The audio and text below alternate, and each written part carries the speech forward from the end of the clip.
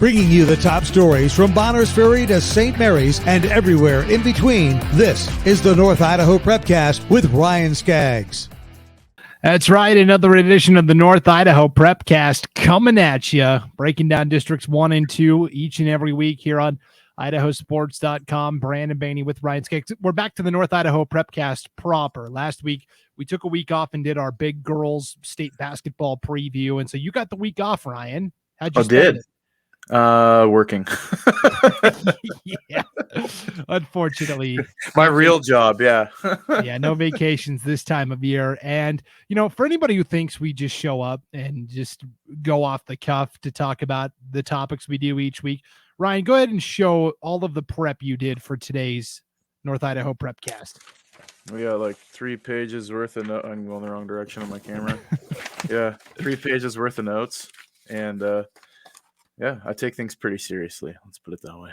Yeah, and that's why our listeners and fans of the show love it, because you are so insightful. And you know, a lot of times people will talk about just the big schools, right? Just the Coeur d'Alene, Post Falls.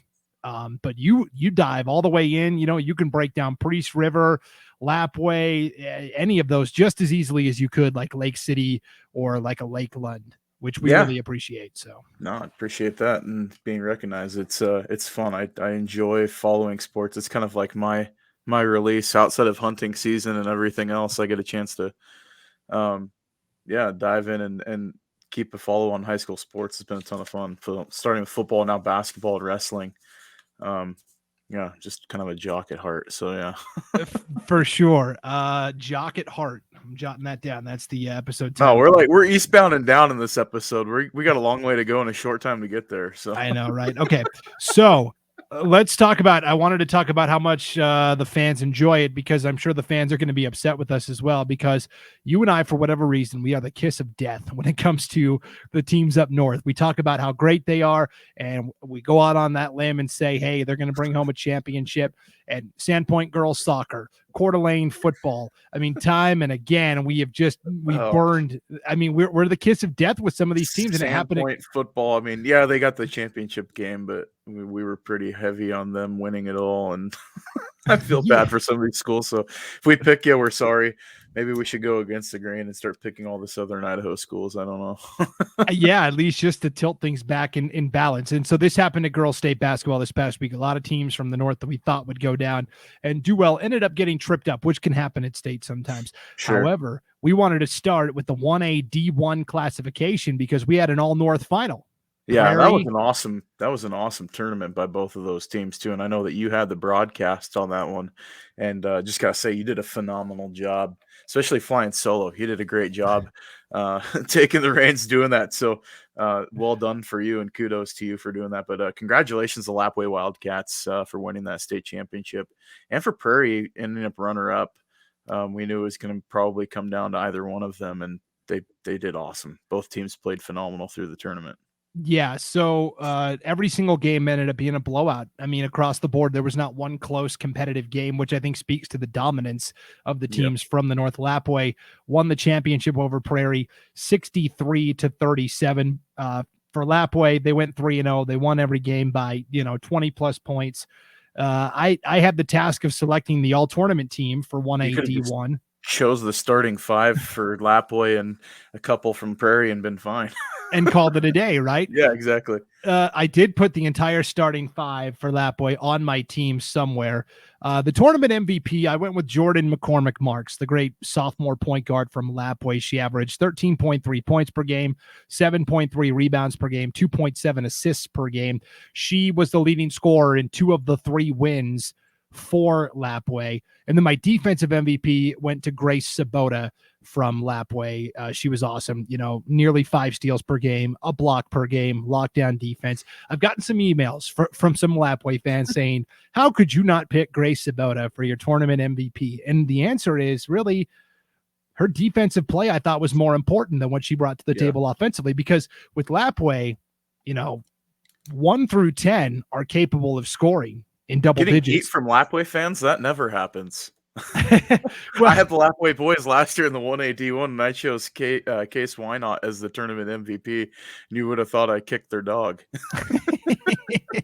well, and they're very passionate about all of their players, and so Yes, very I've much so. gotten They're a a lot great of fan base. I've gotten some feedback from some people that thought Grace Sabota should have been the overall MVP. But my argument is what she brought to the defensive side of the ball was more important than what she did offensively. She scored one more point than Jordan McCormick Marks over the course of the tournament. Had more assists than Jordan McCormick Marks, but McCormick Marks out rebounded her. So I thought, it was pretty even across the board.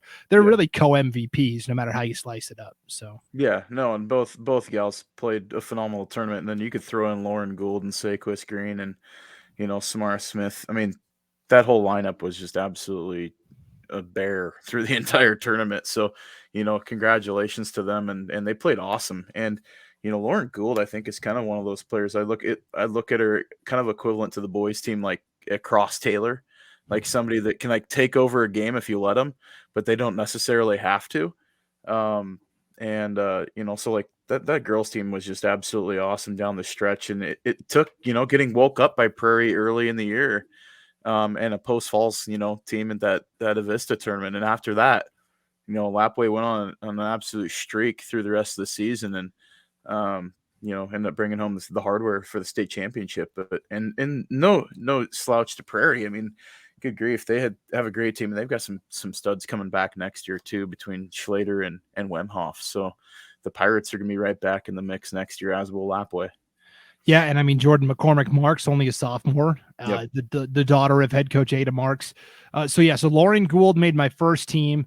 I had Sakias Green on the second team, and then Samara Smith was an honorable mention. And for Prairie, I ended up with Tara Schlater and Kristen Wemhoff on my first team. I had Josie Ray Mackle on the second team, and I gave the sixth man award to Allie Rader because she came off the bench for Prairie in all three games and scored in nearly double digits every single time. She averaged 8.7 points per game off the bench for Prairie, which I thought was humongous, especially in that big semifinal win over Butte County. And head coach Lori Mader, after state, they talk to the second place coach and they get to talk on the microphone, and then the championship winning coach gets to talk on the microphone. Yeah. So Lori Mader kind of alluded to the fact that, we went all in and got the upset over previously undefeated Butte County in the semifinals, and it just kind of ran out of gas in the championship. And I really did think that was the case. They were just spent by the time they got to Lapway in that third game early Saturday morning. So yeah, and that was an emotional victory in that semifinal game over Butte County against another good team. So like Prairie showing up in the final game and having to play those early games for those championships, it does play a little bit to the who has the deeper bench. I think in the title game you'll actually see more minutes coming off the bench, maybe a little bit more than usual in a state tournament game, but just see who can get their legs underneath of them quick enough. And Lapway came out just absolutely guns blazing, and was able to slam the door fairly early in the second half. Yeah. And one final note on Prairie, and then we'll move on to the other tournaments. Coach Mader got everybody laughing in her post-game address as well. She basically said, congrats again to Lapway. Could you guys please move up to 2A so we don't have to face you anymore? They're not far from being a 2A school either. The valley continues to grow. Lapway's gonna keep reaping those benefits. So and they'd be competitive at 2A. So we know what they can do with the other teams. We saw them against like Cole Valley and some of the other schools. So yeah. Definitely. Lapway and Prairie both used to be 2A once upon a time. And for Prairie, 9 state championships in school history, still second most in the state of Idaho. Lapway extends their state record best now with their 11th girls basketball championship in school history, which is just simply remarkable. Okay, the next biggest story to come out of the North in terms of girls basketball at state, I think, has to be the Lake City girls. They went down to the 5A tournament as the number 1 seed, and they got picked off in the semifinals by Boise in a game where I think they got into an early hole and couldn't dig themselves out. Lake City, I don't want to say they live and die by the 3-pointer, but they shoot, from 3 with such proficiency. If they hit a cold streak, it's going to come back and bite them a little bit. And I think that's what happened in the first half in that game. They just couldn't get their shots to fall. And Boise's pretty stingy on defense too. And I mean, let's not fault the Brave for being who they are. They're a really solid program with a couple of great scorers. Lake City battled back in the second half, but just couldn't surmount kind of that early hole, and that was their demise in that one. Yeah, they fell to Boise 45-25, and then rebounded to win the third place game over Rigby 59-46. So coming home with the third place prize, that's not bad for a very young Lake City team, just one senior. Just one senior. And Kendall Pickford's a great player. I mean, she was first team all tournament. Oh, good. Sorry, what was that? No, that's all right. I think your internet lagged for a second there, so I thought you were done talking. And then I don't know what happened there. It was like cut out for a second. I was like, oh. Yeah, Kendall Pickford's a great player and had an awesome tournament. And, Sophia Zufelt is another great guard. We've got Avery Waddington. Cameron Pickford's still around. They're going to be back. The T-Wolves will be back next year. And I think that conference is just going to be brutal once again next year. You look at what Coeur d'Alene returns. You look at what Post Falls returns. Lewiston's getting better too. They've got some youth in their lineup, on the bench too. So that the IEL is going to be absolutely just meat grinder next year. So, the T-Wolves, I think I wouldn't have pegged them to be the state champ week one. I think they I looked at more at Coeur d'Alene as kind of being the favor to come out and play for a state title. And they just kept getting better week in and week out throughout the season. And, obviously they had a few slip ups to Coeur d'Alene, but ended up getting the important victory in the, district championship and found their way with the auto bid on the 1 seed. So, congrats to Timberline. That's a great team too. Like, let's not be mistaken. That team is absolutely solid. That championship game was awesome. Yeah. But Lake City, I think, will be back in the mix next year for sure. Definitely, as will Post Falls. You mentioned it. Post Falls got to the consolation final where they fell to Thunder Ridge in a really close game, 63-58. So if you're Coach Mark Allert and Post Falls, you got to feel pretty good about what they were able to accomplish this year as well. The awards on the all-tournament team for 5A, Cameron Pickford was the sixth man of the tournament. I guess it's the sixth woman, but she averaged 10 points per game off the bench for Lake City. She started the last game, but came off the bench for the first two. Kendall Pickford made the first team, and also Sophia Zufelt was named on the honorable mention team.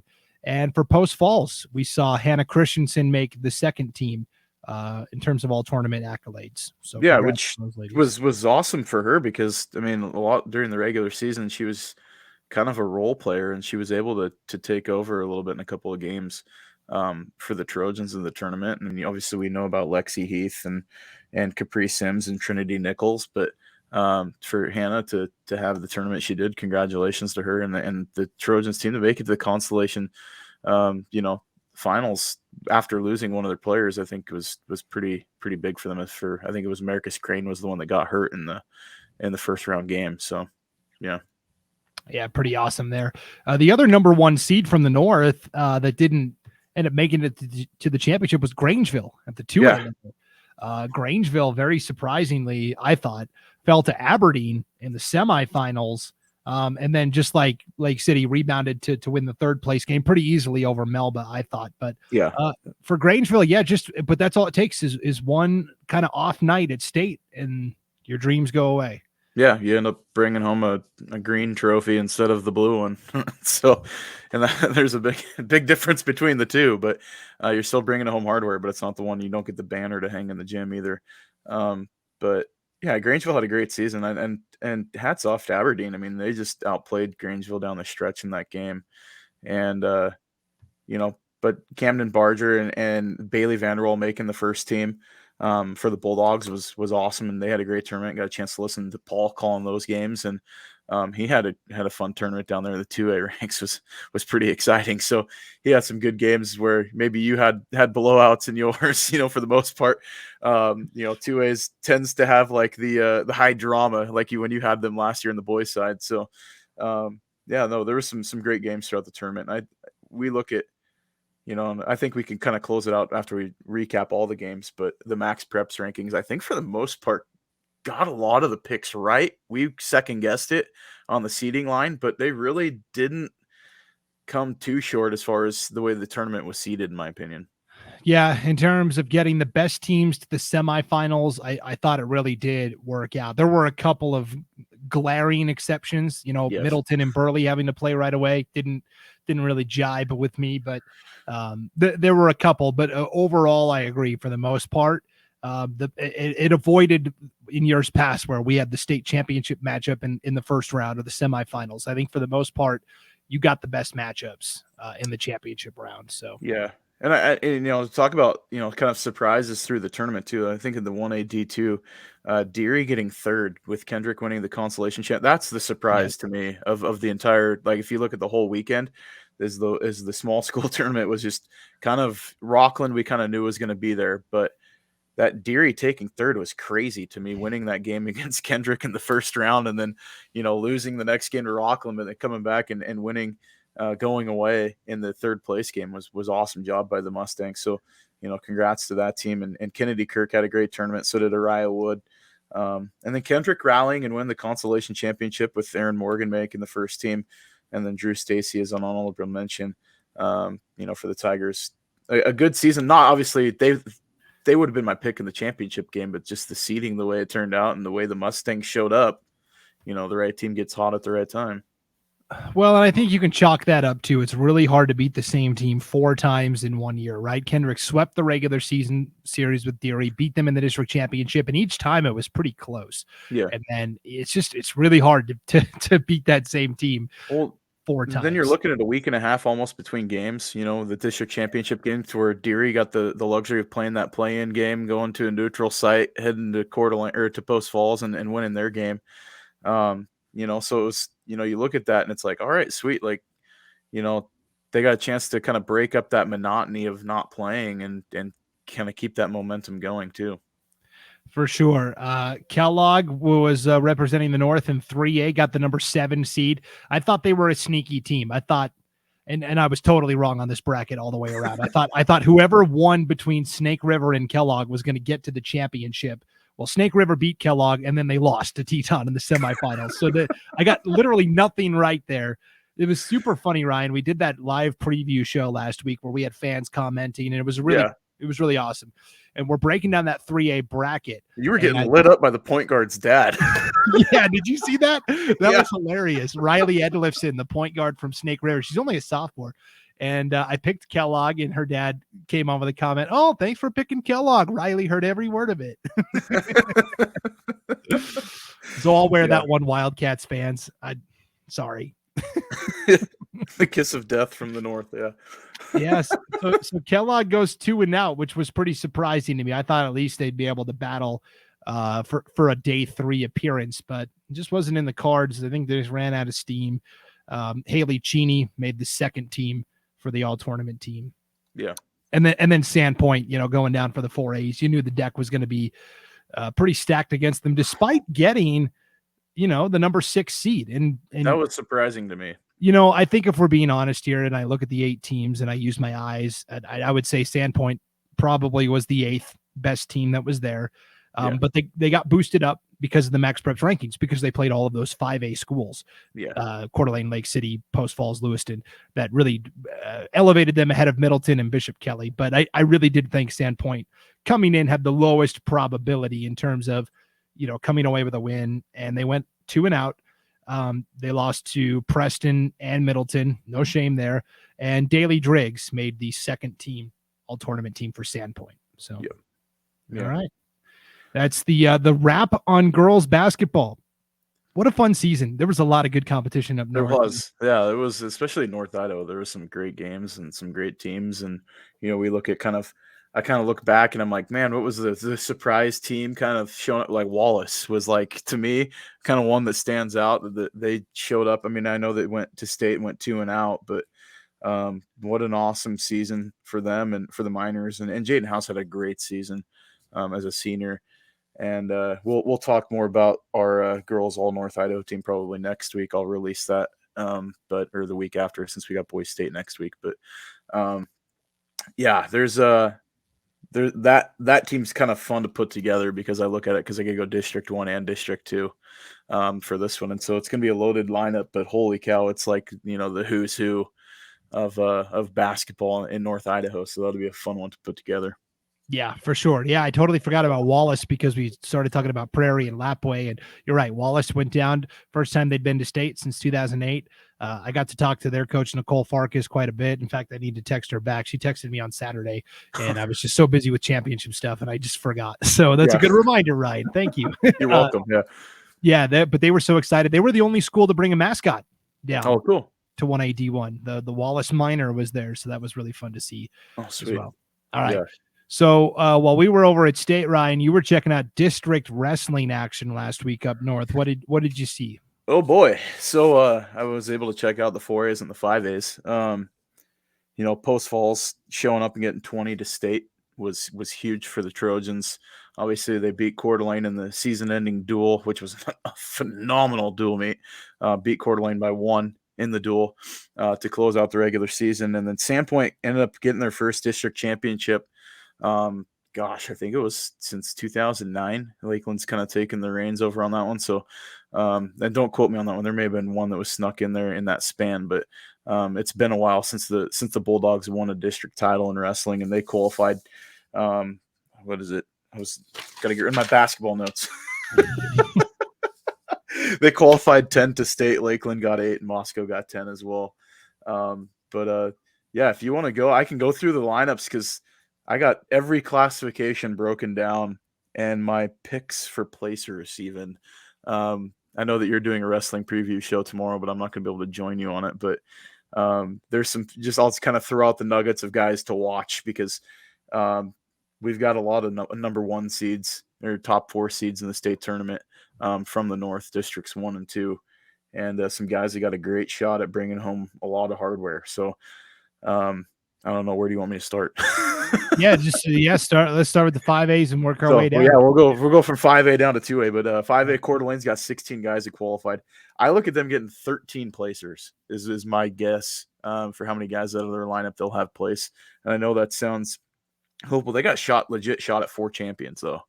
They're going to need a lot of guys in the blood rounds to win, and District 1's going to have to help each other out. Coeur d'Alene, Post Falls, they're going to have to knock off some of the Meridian kids. And so, they're going to look, and to be big fans of Lake City and Lewiston too, and some of the weight classes that they're not favored in because, some of those kids like Zach Mcdonald and Hoyt Haas from Lewiston, they have, pretty solid Meridian kids in their bracket. But if they can get some of the District 1 kids to knock those teams off, that, Coeur d'Alene or Post Falls both have a legit shot. Post Falls qualified 20 for state. I'd look at them getting 12 placers out of their lineup. But you look between Coeur d'Alene, they could get legit championships from Christian Kelly, Bodie Alexander, Porter Craig is ranked 2, DeMarco Piazza is ranked 2, which is actually the coolest name I think in the entire tournament. DeMarco Piazza is a pretty awesome name.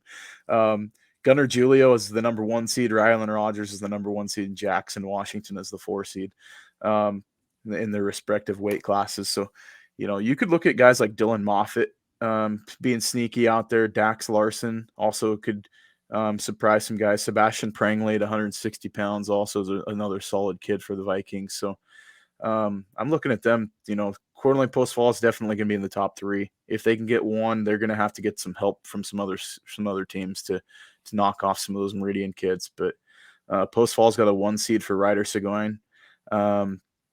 Jose Laguna is the 3 seed. Gentry Smith is a 3 seed, and Trevor Miller is a 2 seed. I look at they could possibly get 4 champs. They legit will have. I know they'll have 4 guys. I don't want to say guarantee, but they'll have 4 guys in the semis for sure on the championship side of the bracket between Seguin at 98 pounds, Jose Laguna 170, 182 is Gentry Smith, and then 220 for Trevor Miller. Don't be surprised though. Luke Martin at 220 and Austin Portner at 285 could sneak in and steal a few medals as well. Tyson Barnhart at 120 pounds, another kid to watch out for. Zach McDonald from Lake City is my favorite at 106. He's the number 1 overall seed. Hoyt Haas is the 2 seed from Lewiston. He's sneaky good. I watched him at Tri-State beat a 3-time state champion from Washington in his second round match at Tri-State, and it wasn't close. So he's a great wrestler, and he's a youngster. He's only a sophomore. I actually know his parents. I went to high school with them, so rooting for him. And then you've got Tristan Bremer, who's the 1 seed at 132. I looked to him to win the state championship there. And then Robert Storm, the 285-pounder, he's a junior from the Bengals. He's the 3 seed. He's my dark horse. He's a pretty dang good wrestler. Him and Jackson Washington, if it goes chalk, could wrestle each other in the semifinal and be a rematch of the district championship. So there's a lot of meat there at 5A. I looked to Lake City maybe getting 6 placers, and Lewiston probably is definitely going to get 3. Cole Lockhart could sneak in there and steal some hardware, as well as Jace Hendren, the youngster, at 113 pounds. What about the 4A team wise? I don't think anybody's going to compete for a team title, but maybe some individuals. Yeah. I don't know if anybody's going to crack the top 5. I look, Sandpoint might get 6 placers. Lakeland might get 5, but they could get a championship from Devin Suko. He's the number 1 seed at 170 pounds. Had a great district tournament, great season for him as a senior. And then Moscow has a number 1 seed at 195 pounds. Isaiah Murphy is a kid to watch that he could have. If he gets on a roll, he could bring home a state championship to Moscow, which would be pretty awesome. I look at them getting 3 placers. They could possibly sneak a few more here and there, but they qualified 10, but anything, if they can bring home a championship for one guy, I'd say that's a huge season for the Bears. For sure. And kind of a similar story at the 3A level as well. I don't think there's any big time players in terms of the team race, but yeah, I mean, I think the biggest ones to watch are going to be the individuals. So you've got like Wyatt High from Kellogg at 113 pounds as the 2 seed. He could compete for the state championship. You've got Eli Richards at 182 from Bonners Ferry. He's my favorite to win that bracket. He's a solid wrestler. I mean, we watched him at the North Idaho Rumble, and he was tearing it up. So there's some good wrestlers out there. Priest River will have a couple placers as well. But nobody, I don't think either any of these 4 teams from the IML are going to probably contend for the top 5. But if it is, it's going to be Kellogg. They could maybe get 8 placers, which would be awesome for them. If they get 8 guys in the top 8, would be a huge season. So definitely the 2As are going to be the fun one. Let's dive into it.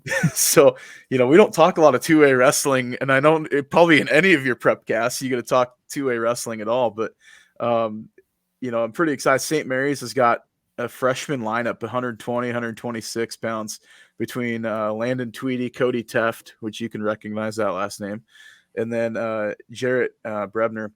All 3 of those guys could place at 2A, which would be awesome for the Lumberjacks. And then Kyle Seibert at 220 and Landon Warren, their 285-pounder, looking to get some placers. So possibly 5 placers for the Lumberjacks.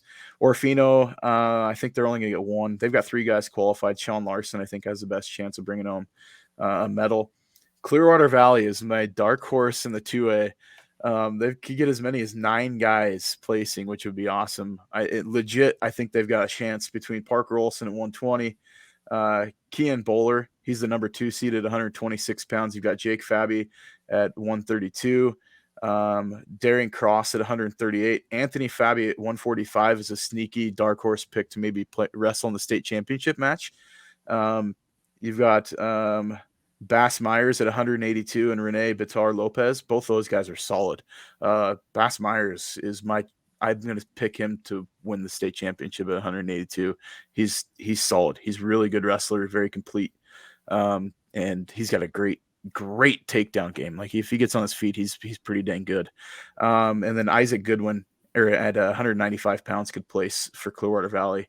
Nobody I see placing from Grangeville. They qualified 3. Potlatch is the cool one.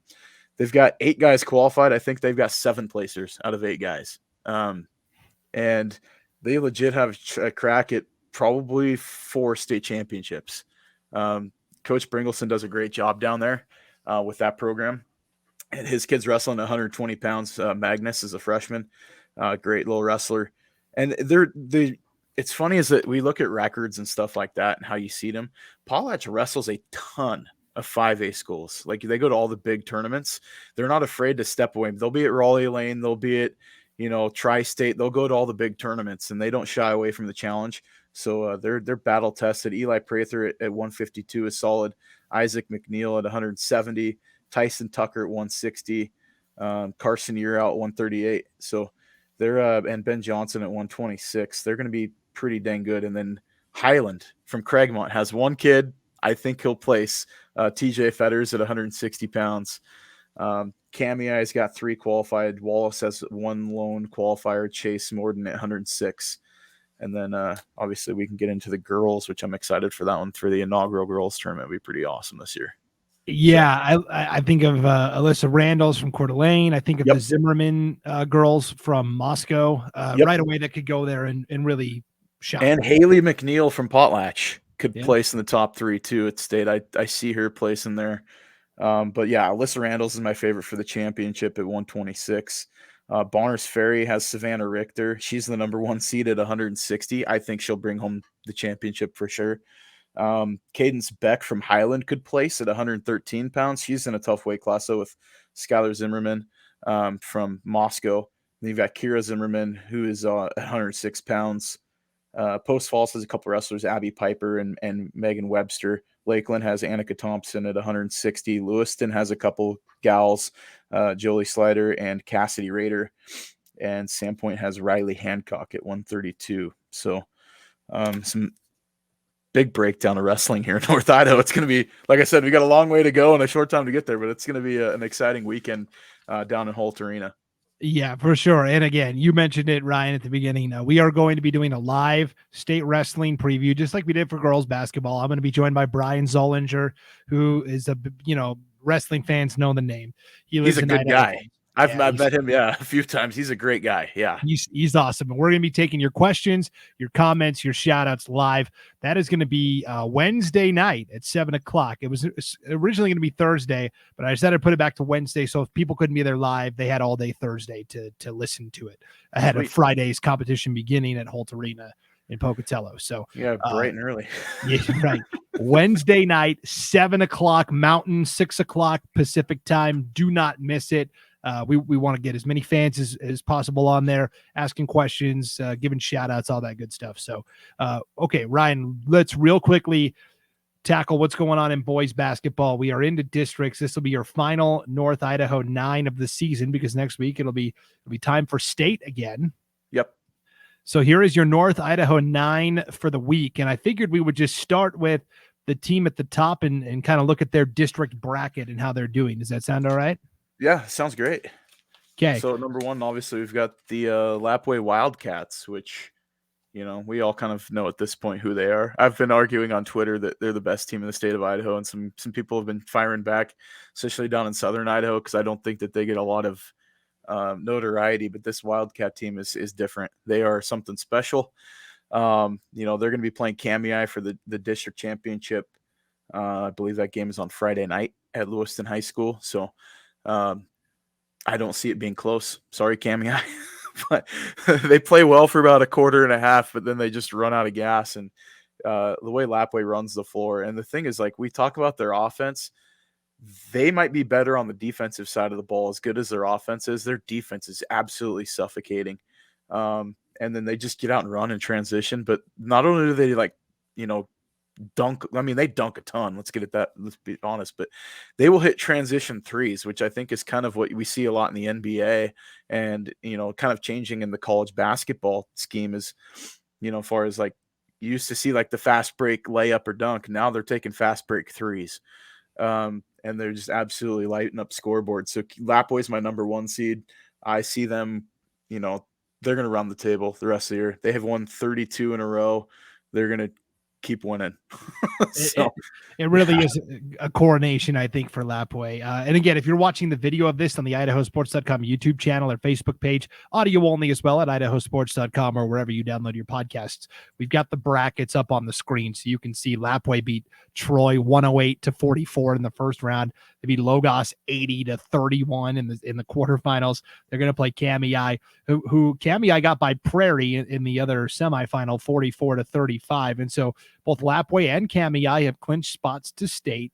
And for Prairie, they now have to battle back through the other side. You've got Prairie and Potlatch in a loser out game Wednesday night, and then Logos and Genesee as well And there's no guarantees that backside of the bracket's getting to state, because you've got my number 7 team floating around out there, probably going to be waiting for the winner of that consolation championship from that district bracket. But number 2, I've got Lake City, which they just won the district title last night, defeating Lewiston. So Lewiston's going to have to battle back and play Coeur d'Alene again for that chance to go to the state play-in game.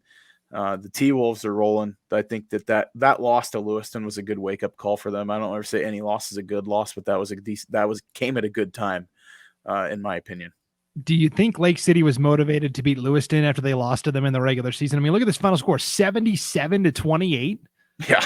I mean, and Colton Mitchell is probably, I know that we talk about the two guys down at Owyhee a lot in the 5A ranks. Colton Mitchell might be the best complete player in 5A. And he is an amazing point guard, but he lights it up from 3. He passes and distributes so well. Blake Buchanan is absolutely a force inside. And you've got like the role players like Zach Johnson and Nathan Hawking are just studs. You get great defense from their 5, 6, and 7 players that come off the bench. I mean, the T-Wolves are a great team. I'm going to put them as it's going to be them and Owyhee in the championship. I'm not going to pick a winner. I'm going to say it's them and Owyhee in the title game. But yeah. Say I'm taking Owyhee all the way. And that's right. Yeah. Well, I got Owyhee winning it. Yeah. Billboard material, but poster board material. But it's Lake City's a great team. Coeur d'Alene, I've got at 3. They play Lewiston. That's going to be another great match. Lewiston won the last game between the two of them in the districts, but Coeur d'Alene swept the regular season. I got Coeur d'Alene in that game.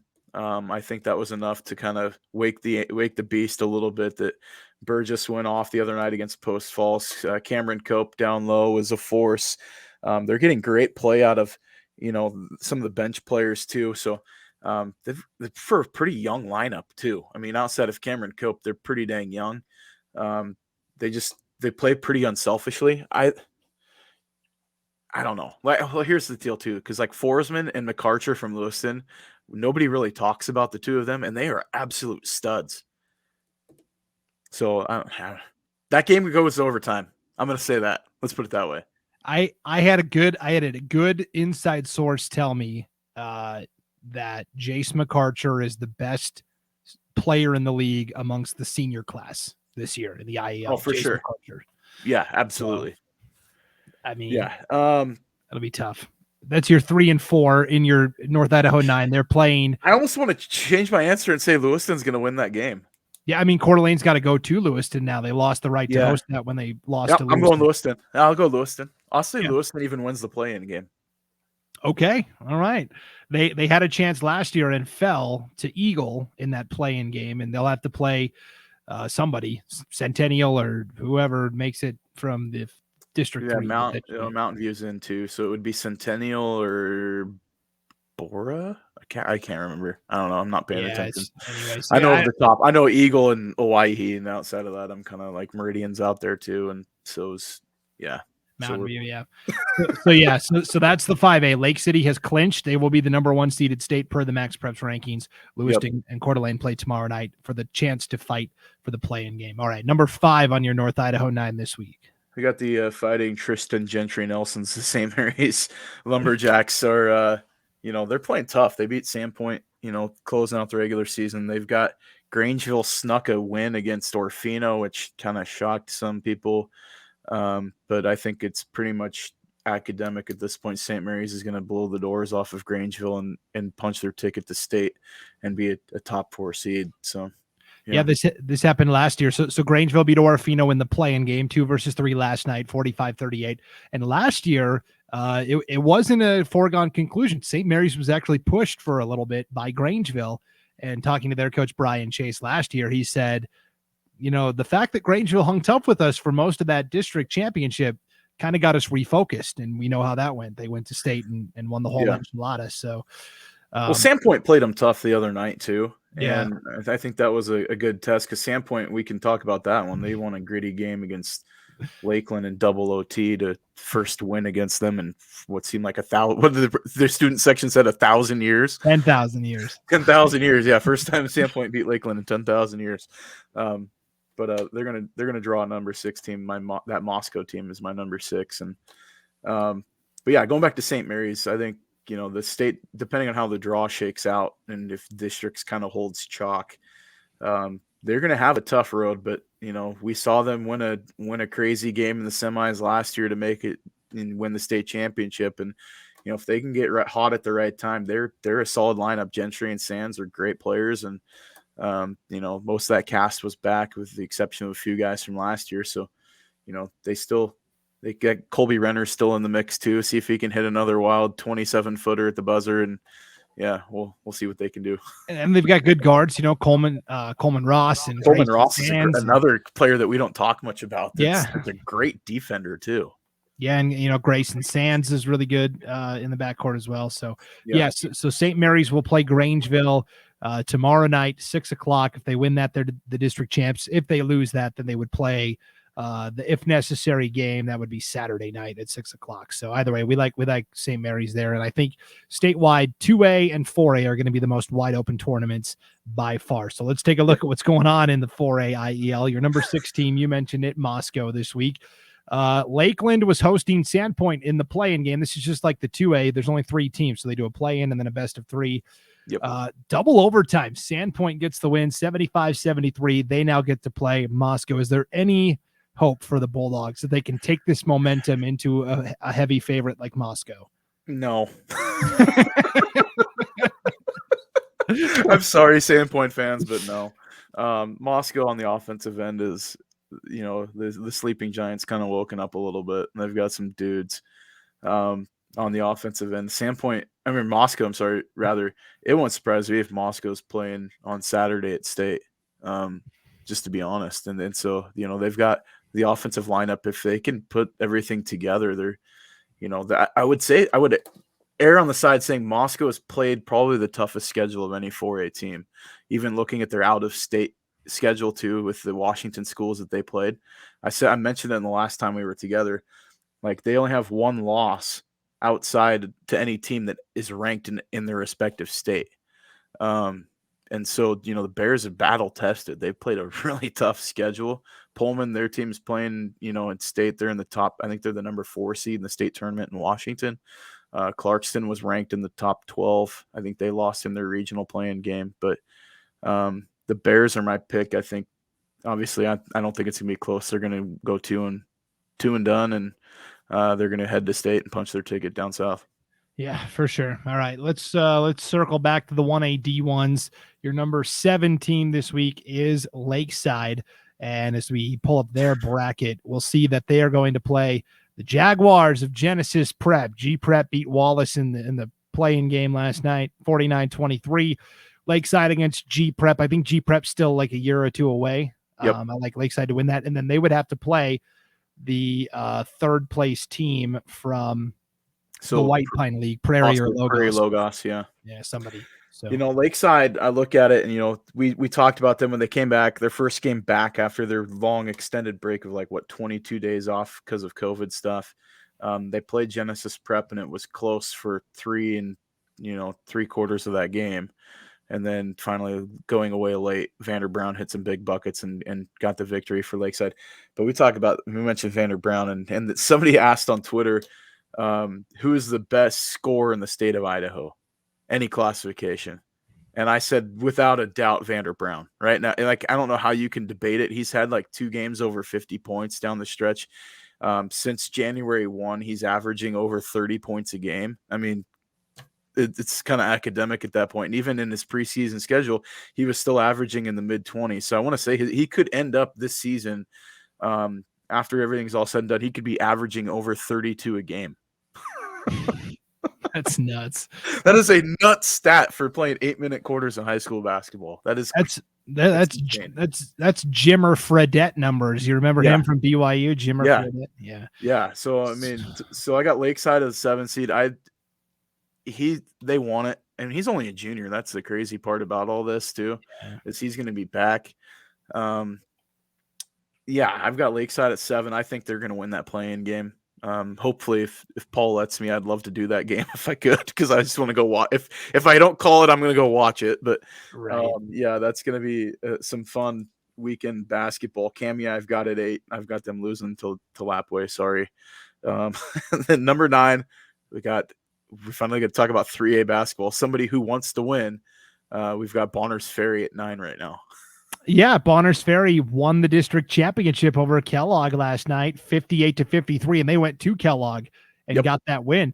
So, and then in the loser out game, Timberlake eliminated Priest River 57-47. So now you have Kellogg and Timberlake meeting tonight, Wednesday night. That'll be in Kellogg again. The winner of that will advance to a state play-in game where they will play the third place team from District 3. And again, you know, if it's Kellogg, I like their chances to get there. Timberlake would be in a fight, I think. But yeah, if Kellogg can put it all together, you know, between the Luna brothers and, you know, the other supporting cast around that team, they, on paper, you know, basketball's not played on paper, obviously, but on paper, Kellogg would be my favorite to make it to state through that play-in game. But down the stretch, you know, Timberlake's kind of been a thorn in the side for a few teams.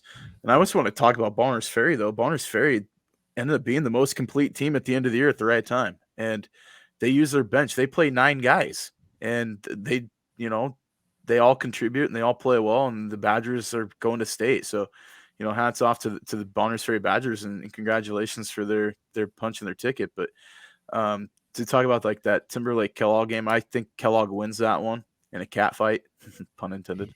But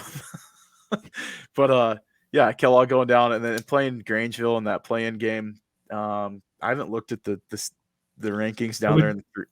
But yeah, so McCall Donnelly is the clear favorite. They got all the way to the championship game last year, and then Homedale and Fruitland are both pretty solid, and it's going to be 2-3 around out there. So it'd be the loser of those two teams, and yeah, that's a tough game to win too. You know, which would actually be probably a longer road trip for Kellogg than it would be for either of those two teams. So yeah, it'd be an interesting matchup, but I think, you know, Kellogg's got a puncher's chance to still find their way in, but I don't know. I think the IML only gets one bid. Yeah, it could be tough. We talked about, and I talked about it because I wrote the season preview. All of our statewide season previews we do before the boys season. And I said, well, the last 3 years, Timberlake, Kellogg, and Priest River have all won the division. So I guess it's Bonners Ferry's turn to represent its state. And that's exactly it. All 4 teams have represented the league at state over the past 4 years. That is unmatched parity in terms of getting teams to state. So yeah, and then you still got. I mean, we haven't even talked about 1A D2. Yeah, I was just going to bring those up. So 1A D2. Let's start in the White Pine League because there's more teams there. Sure. Here's what the bracket looks like. You've got Kendrick, the 1 seed, playing Deary, the 3 seed in the district championship Wednesday night in Kendrick. Winner gets to go to state. I got the Tigers at home. Yeah, I do too. Timberline, the 2 seed, lost to Deary 42-33, but then they turned around and eliminated Highland, and Timberline awaits the loser of Kendrick and Deary. So, and then the winner of that would advance to the play-in game against the number 1 team. Wampus Cats. Yeah, so let's pull up that bracket from District 1, the North Star League. Last night, play, I think, tonight at NIC. So tomorrow night in the district championship, and they will play Mullen. The Tigers got a big win over Kootenai last night, 64-37. You know, I was texting friend of the podcast, Stetson Spooner, the athletic director at Mullen last night, asking him about the game and how it went and all that good stuff. And he said, Luke Trogdon for Mullen has been on fire lately. Last week they played Wallace, and Trogdon, Luke dropped 32 points, and then he had 21 against Kootenai last night in the play-in game. And I said, well, maybe Mullen's playing, you know, their best ball at the right time. And he said, hopefully. He said, Clark Fork is long. And he said, our size is Luke, and he's our point guard. He said, LOL, not ideal. Yeah, okay. I know Clark Fork's got some size, especially down low, but yes. I've got the Wampus Cats. I'm thinking they're gonna go to state this year. They're gonna go. I want to see them. I'm gonna will them to victory in that play-in game. They're gonna beat either Timberline or Deary in that one. I got the Tigers winning in the district championship for the White Pine, and then I'll take the Wampus Cats in the play-in. Yeah, that's going to be a lot of fun. And so that'll pretty much put the finishing touches on our Prepcast for this week. And again, we went a little long, but that's all right because we basically had a week off and there was so much to talk about. This is like the busiest time of the year, this week in particular. So next week, Ryan, we're going to do kind of like we did for the girls. We're going to do a boys state basketball preview special, a live show next Tuesday night, 7:00, where we'll talk to all of the play-by-play broadcasters again, breaking down each of the state tournaments. So you're going to get another week off. That's a pretty nice deal. I'll take it. For sure. You can jot down more notes and be well rested when we talk to you again in 2 weeks. But yeah, I'll come up with my two all North Idaho teams for guys and girls, and I'll even come up with like an all North Idaho for wrestling too. So yeah, that'll be a lot of fun. And we can recap what happened at state for wrestling also. Absolutely. Yeah, I'm looking forward to that too. It's going to be a great tournament this year. Definitely. All right. Well, thank you for tuning in and hanging with us a little longer today. We really appreciate it. There's a lot of exciting stuff going on up in North Idaho. So as always, North Idaho Prepcast for Ryan Scaggs. I'm Brandon Baney. We will see you next time on IdahoSports.com.